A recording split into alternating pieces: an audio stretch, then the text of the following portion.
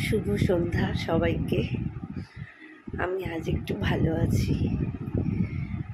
দুদিন খুব শরীর খারাপ ছিল। আজকে খুব তাড়াতাড়ি বলতে হবে, কেন সবার তো ধৈর্য নেই এখন সেই ভিডিও দেখবে বা দুটো কথা শুনবে। এটা একদম আমার নিজের পার্সোনাল লাইফের কথা বলছি আজকে।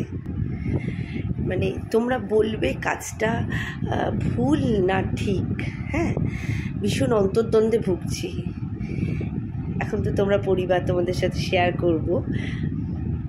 আমার ঠাকুমার মারা গেছে বহুদিন বলতে সম্ভবত ইয়ারটা 2009। আমার বিয়ের 1 বছর পর, যতদূর সম্ভবত 1 বছর কি 2 বছর, 9 কি 10 এক্স্যাক্ট মনে পড়ছে না ইয়ারটা আমার।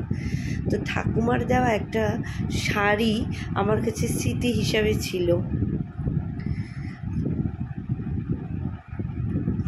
মানে সেকালের একটা পিওর সিল্ক, খুব সুন্দর।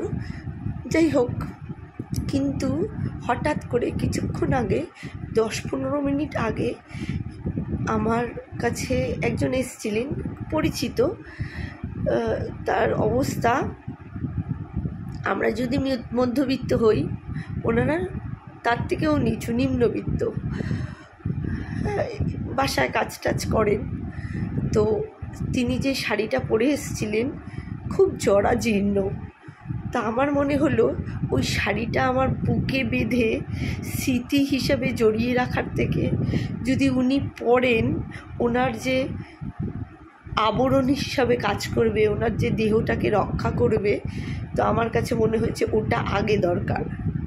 তো আমি আজকে কিছু না চিন্তা করেই, কেন আমি তো শাড়ি বিশেষ পরি না, আমার সেরকম, আর উনি একটু এজেড, সেই সব শাড়িও আমার কাছে কিছু নেই যে আমি দেব।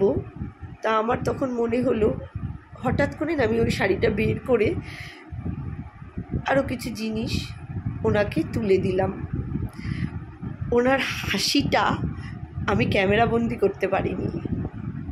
আর এই ভিডিওটা আমার কোনো ভিউজের দরকার নেই, কিচ্ছুর জন্য নয়, কোনো অ্যাঙ্গেল থেকে কিছু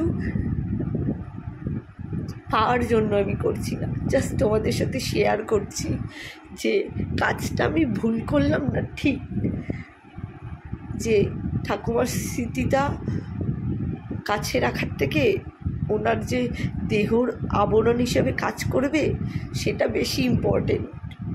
তো তোমরা সবাই আমাকে একটু জানিও। আর কথা বলতে পারছি না।